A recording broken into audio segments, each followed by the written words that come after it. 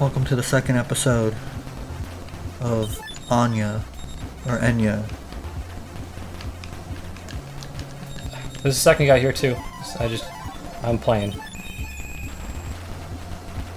Oh yeah. Say hello to Mark, guys. He's driving this vertical slice right now. Oh my god. The game's still being Dude, worked there's on. so many fucking... It'll be on Steam Greenlight later this summer, There's I think. so much shit going on screen.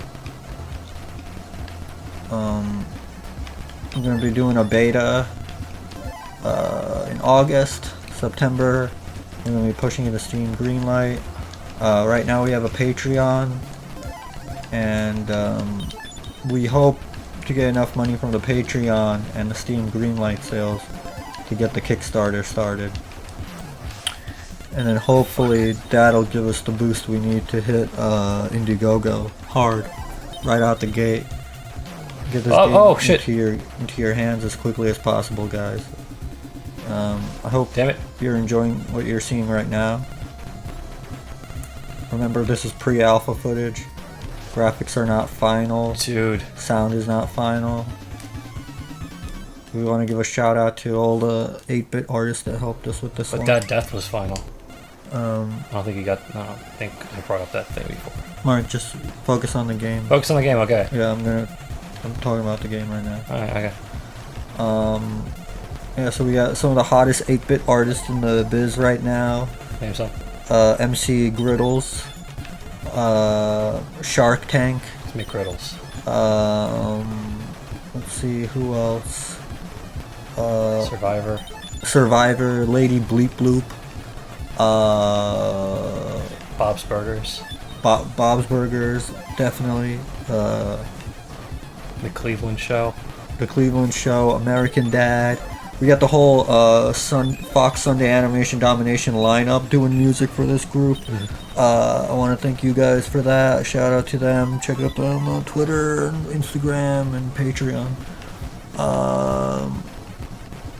Yeah, so what you're seeing right now is... how long do you think it took us to work on this? Don't answer because you're playing. It took us around like maybe 2 years to get this build up and running.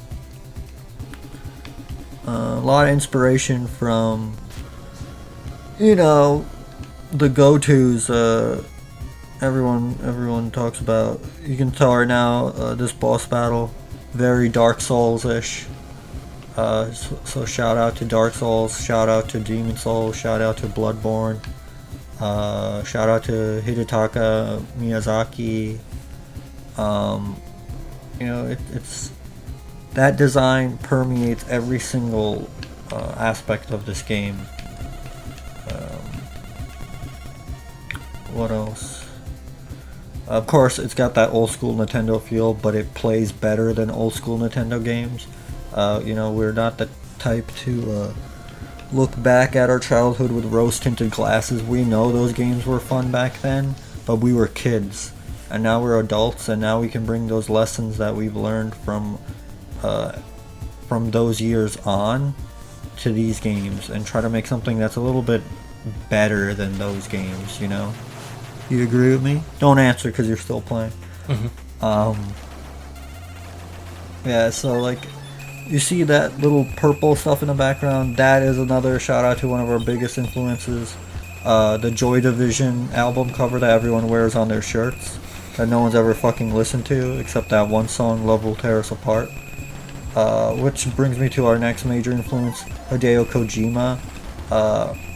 I gotta give it up to him.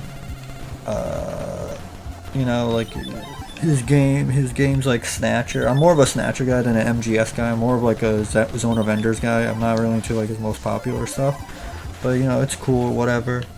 I know it's a little controversial to say, but like this game has such a Kojima feel. Fuck. You okay? Yeah. This game has such a Kojima feel that at one point, and we're still considering it, so don't knock it off yet. We want to call this a Hideo Kojima game. Yeah. He doesn't have any direct influence on it, but it's definitely got that feel of old school Kojima, like MSX and Yep. MGS1. In like fact, there's Metal some Gear. builds going on internally that actually have the title screen with the, Hideo Kojima game on it. Yeah. But that's just us sort of like honoring the legend and the legacy of that particular game developer, but he's not the only one that's Also, don't we have like Harry Gregson Williams doing a song for this? he's doing the theme, but just the the theme, Just the just theme. the theme, because we want to make sure that fans of Fox Sunday's Animation Domination, they get what they came here for. They get that nice like Broadway sort of sound. Yeah, like definitely that like Simpsons, Married with Children, like 90s Fox Sunday. Like we're not going for modern Fox Sunday because we feel like that's a little commercialized, homogenized, like it's not what you're used to. But at the same time, like it's not about nostalgia with us. We don't care about like that 80s, 90s nostalgia. It's just like we feel that a lot of games like have just become distilled, they're not as original anymore, and we want to push beyond that. Like right now what Mark is doing is like he's doing something that's never been done in a game like this before. He's not shooting, right? Like they call them shoot 'em ups or shmups, but he's not shooting at this moment.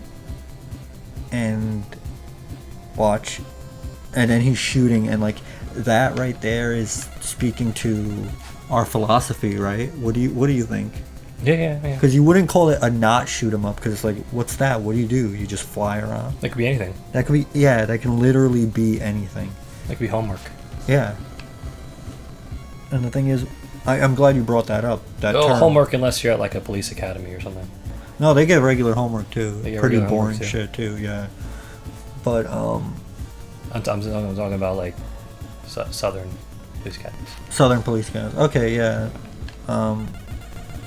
But I want to thank you for bringing up the homework term, because I feel like we've done our homework with this game and we're really bringing it hard and hot and fast and furious. I know that sounds like a lot of like buzzwords that have no meaning at all, but the thing is, like,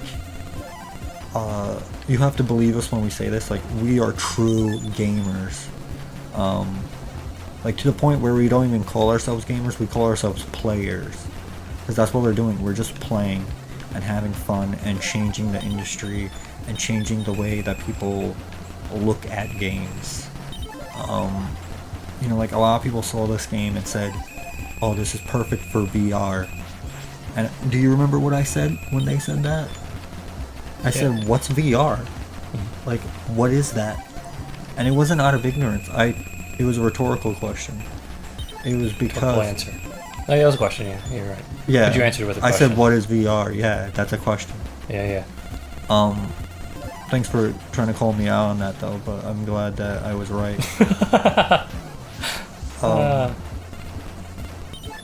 The thing about that is, like, what does VR bring to this experience? Can anyone answer that question? I don't know. But the thing is, like, since then we have decided to release a VR version of this. We are working actively with Facebook to get a VR version out there. So keep an eye out for that.